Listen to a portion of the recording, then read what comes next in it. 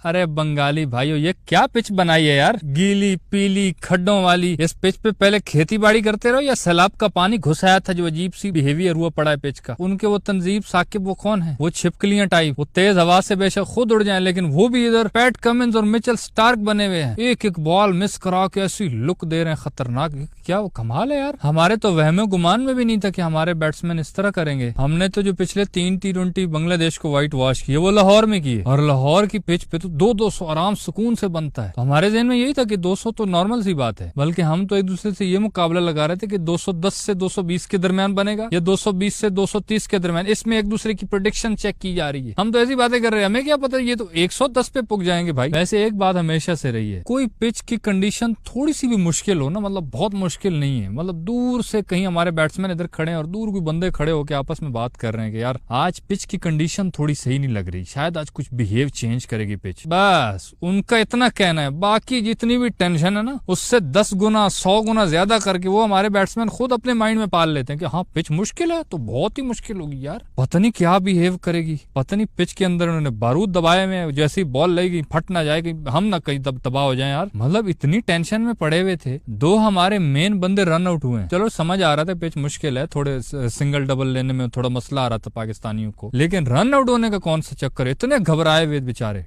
यार। Double tension, सब कुछ सर पे सवार कर लिया, सारी टेंशन है। बहरहाल मैच जैसे स्टार्ट हुआ, हमारी एक्सपेक्टेशंस तो थी 200 वाली, लेकिन पिच बिल्कुल वैसी नहीं थी। शुरू में ही फखर जमान का कैच ड्रॉप हुआ। वो बंगाली भाइयों ने अपनी मोहब्बत को सबूत दिया। उन्होंने कहा कि यार हम बहुत मेहमान नवाज लोग हैं, तो चलो ये शुरू में एक गिफ्ट सही आपकी मेहमान नवाजी के लिए। उनका क्राउड भी बहुत जबरदस्त था, मतलब बड़ा सपोर्ट कर रही थी वहाँ, लेकिन वो सिलसिला रुका ही नहीं। फखर भाई ने एक फिर कैच लाया, एक और कैच, उसके 2 कैच छूटे फखर जमान के। चलो फिर भी वो खड़ा तो हुआ। साथ में साइम अयूब वो नो लग स्टाइल में बेचारे लेग साइड पे वो आउट हो गया। हमने सोचा पावर हिटर्स हैं, यूं शुरू में तो एक आध बंदा आउट हो जाता है, लेकिन फौरन हारिस आया। वो स्पिनर को छक्का मारने के चक्कर में उसने शॉट ऐसे मारी, हमें लगा छक्का है, मिड विकेट पे कैच। उसके बाद सलमान आदा जी आया, हमने कहा अभी हौसला यार, ये तो इनिंग को संभाल के लेके जाएगा, इसका काम ही यही है। वो 9 बॉलों पे 3 रन बना के वो आउट। उसको तो बड़े तरीके से आउट किया गया है। वही जो मैं बता रहा हूँ, वो तंजीब साकिब के कौन है, वो पतला सा, वो उसको बॉलें निकाल रहा है। एक ही ओवर में 5 उसने बीट करवा दी लगातार। वो इसको ऐसी अजीब और गरीब बॉलें डाल रहा है, हर बॉल मिस हो रही है, उससे समझ नहीं आ रही। फिर वही उसने बॉलरों वाली ट्रिक लगाई कि मिस करा के ना तो सलमान आदा जी के पास आके लुक दे रहा है उसको, हंस रहा है, उसकी आंखों में आके डाल के उसको चिढ़ा रहा है। सलमान आदा जी को गुस्सा आ गया, तू होता कौन है मुझे चिढ़ाने वाला। अगली बॉल पे उन्होंने सोचा कि मैं बताता हूँ कि मैं क्या चीज हूँ। उसने बॉल कराई, आदा जी पूरे स्टाइल में घूमे के पीछे मारूंगा। वो पीछे इतनी मारी लेकिन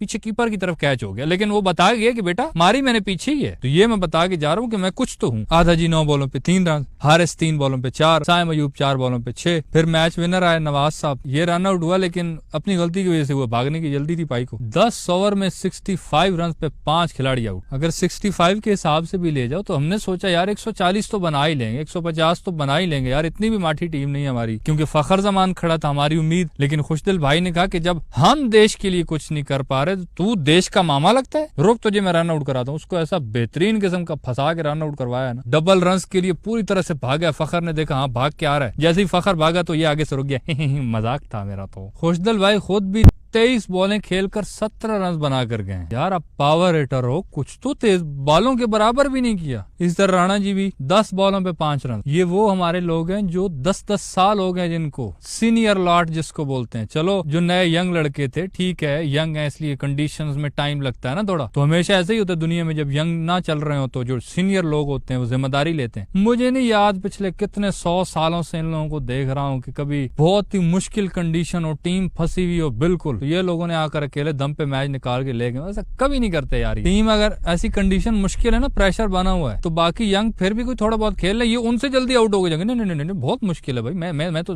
टच भी नहीं करूंगा। अब्बास अफरीदी ने फिर भी 3 छक्के मारे। वो स्लो तो हो गया था, 24 पे 22 उसने किया, लेकिन 3 छक्के वो मार गया। एक टाइम पे 100 रन मुश्किल लग रहा था, लेकिन फिर भी पाकिस्तानियों की मेहरबानी है जो 110 रन तो बनाने में कामयाब हो गए। और ये पाकिस्तानी बैटिंग जिस तरह फ्लॉप हुई है ना, अब तुम देख लेना सोशल मीडिया पे बाबर रिजवान की दोनों की इकट्ठी पिक्चर्स लगी होंगी, चल रही होंगी वीडियोस, जो उन्होंने कहीं बांग्लादेश को मारा था या बाकी टीमों को। यंग गन्स फ्लॉप हुई है ना, इनिंग को किसी ने संभाला नहीं है। अब बाबर रिजवान के स्टेटस आएंगे देख लेना फिर। और यूं बांग्लादेश के खिलाफ 110 पे आउट हो जाना, ये मुझे तो नहीं याद। पिछले काफी सालों से हम भी क्रिकेट देख रहे हैं, तो अगर बाबर होता तो ठीक है, बाबर का स्टेटस खामखा भी कुछ लोग लगाएंगे, कुछ लोग खामखा भी बाबर को बहुत चढ़ा भी देते हैं, लेकिन इतना तो हम भी जानते हैं कि बाबर अगर होता तो कम से कम इतने जल्दी तो आउट ना होते यार। 150-60 तो वो नॉर्मली बनवा देता है भाई। बांग्लादेश जैसी छोटी टीमों के खिलाफ 110 रन पे तो नहीं पुगता था यार। बस फिर ये पहाड़नुमा टारगेट था तो वही हुआ हमारे साथ जो हमेशा होता है, पिच चेंज कर दी गई क्योंकि उन्होंने इस टारगेट को 15 ओवर में चेस कर लिया भाई। हम तो 20 ओवर में मर मर के हमने बनाए 110। शुरू में लगा पाकिस्तान थोड़ी अच्छी बॉलिंग कर रहा है, 2 विकेटें ले ली। सलमान मिर्जा ने 2 विकेटें ली, उसने आती अच्छा शुरुआत दी, लेकिन बाकियों को उन्होंने मुंह नहीं लगाया। वो परवेज हुसैन ईमान वो भाई साहब 5 छक्के ठोक के गए इस मुश्किल पिच के ऊपर। 39 बॉलों पे 56 run not out. Harry doe 37 बॉलों पे 36। और गेस करो कि पाकिस्तानी बॉलर्स में, हालांकि बॉलिंग पिच थी ना, तो चलो हमसे बैटिंग में नहीं बैटिंग हुई क्योंकि बॉलिंग पिच थी, तो बॉलिंग में बॉलिंग तो होनी चाहिए थी ना, बॉलिंग पिच थी। और इस बॉलिंग पिच पे सबसे ज्यादा हम में से किसको फेंटी पड़ी होगी? Guess what? कुछ लोगों के माइंड में वो बॉलर आ गया होगा, आपके हमारे one and only none other than Rana Ben Stokes Ashraf. 3 over में 29 रन खा गए बॉलिंग पिच के ऊपर। तकरीबन 10 के लगभग इकॉनमी टच कर रही थी माशाल्लाह। तो ये अजीम शान जो हम अक्सर कहते रहते हैं ना, हमारे बॉलर्स और हमारे ये कुछ नाम जो बहुत बड़े बड़े हैं, ये हम वैसे नहीं कहते, हम पिछले 100 सालों से इनको बर्दाश्त कर रहे हैं और माशाल्लाह हमेशा ऐसा ही खेल पेश करते हैं। बहरहाल आज जो दूसरा खेल होना था पाकिस्तान इंडिया का, वो आप सबको पता चल ही होगा, मैच कॉल्ड ऑफ हो गया। बस कुछ लोगों ने कहा मुहिब्बे वतनी दिखाएंगे, इस पे अलग वीडियो बना देंगे, पूरी स्टोरी देखेंगे, जरा मुहिब्बे वतनी भी चेक करेंगे कहाँ कहाँ क्या क्या थी। फिलहाल इस वीडियो में इतना ही। सही लगे तो भाई लाइक कर देना और यूट्यूब चैनल छक्का मार को सब्सक्राइब करके साथ घंटे को टर्न करके ऑल पे क्लिक कर देना ताकि क्रिकेट की दिलचस्प वीडियो आप तक पहुंचती रहे।